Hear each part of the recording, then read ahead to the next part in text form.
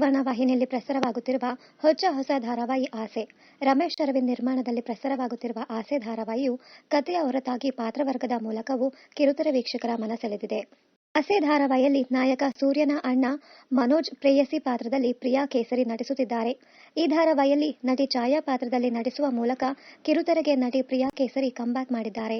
ಅಂದಹಾಗೆ ಪ್ರಿಯಾ ಕೇಸರಿ ಎಂದ ತಕ್ಷಣ ವೀಕ್ಷಕರಿಗೆ ನೆನಪಾಗುವುದು ಕೊಂಚ ಕಷ್ಟ. ಏಕೆಂದರೆ ಆಕೆ ಭಾವನಾ ಎಂದೇ ಕಿರುತೆರೆಯಲ್ಲಿ ಫೇಮಸ್. ಕಲರ್ಸ್ ಕನ್ನಡ ವಾಹಿನಿಯಲ್ಲಿ ಪ್ರಸಾರವಾಗುತ್ತಿದ್ದ ಅಶ್ವಿನಿ ನಕ್ಷತ್ರ ಧಾರಾವಾಹಿಯಲ್ಲಿ ಖಳನಾಯಕಿ ಭಾವನಾ ಆಗಿ ನಟಿಸಿದ್ದರು ಪ್ರಿಯಾ ಕೇಸರಿ. ಅಶ್ವಿನಿ ನಕ್ಷತ್ರ ಧಾರಾವಾಹಿ ನಂತರ ಒಂದೆರಡು ಧಾರಾವಾಹಿಗಳಲ್ಲಿ ನಟಿಸಿದ ಈಕೆ ನಂತರ ತಾಯಿಯಾಗುತ್ತಿರುವ ಸಂತಸದ ಸಂಗತಿಯನ್ನ ಹಂಚಿಕೊಂಡಿದ್ದರು. ಮಗನ ಲಾಲನೆ ಪಾಲನೆ ಸಲುವಾಗಿ 3 ವರ್ಷಗಳ ಕಾಲ ನಟನೆಯಿಂದ ಕೆರಿಯರ್ನಿಂದ ಪ್ರಿಯಾ ಕೇಸರಿ ಬ್ರೇಕ್ ಪಡೆದುಕೊಂಡಿದ್ದರು.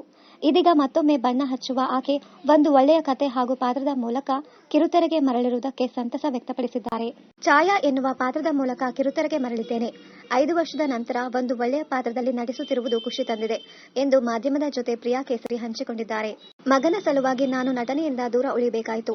ನಂತರ ಕಿರುತೆರೆಯಿಂದ ಆಫರ್ಗಳು ಬರಲಾರಂಭಿಸಿತು.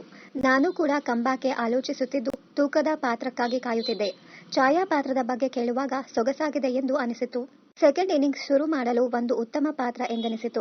ಹಾಗಾಗಿ ತಟ್ಟನೆ ಒಪ್ಪಿಕೊಂಡೆ ಎಂದು ಮಾಧ್ಯಮದ ಜೊತೆ ಪ್ರಿಯಾ ಕೇಸರಿ ಹಂಚಿಕೊಂಡಿದ್ದಾರೆ. ಮತ್ತೆ ಬಣ್ಣ ಹಚ್ಚುತ್ತಿರುವುದು ನಟಿಯಾಗಿ ನನಗೆ ತುಂಬಾ ಖುಷಿಯಾಗುತ್ತಿದೆ. 12 ವರ್ಷಗಳ ಮೊದಲ ಬಾರಿ ನಟಿಸಿದಾಗ ಹೇಗನಿಸಿತ್ತೋ ಈಗಲೂ ಹಾಗೆ ಅನಿಸುತ್ತಿದೆ.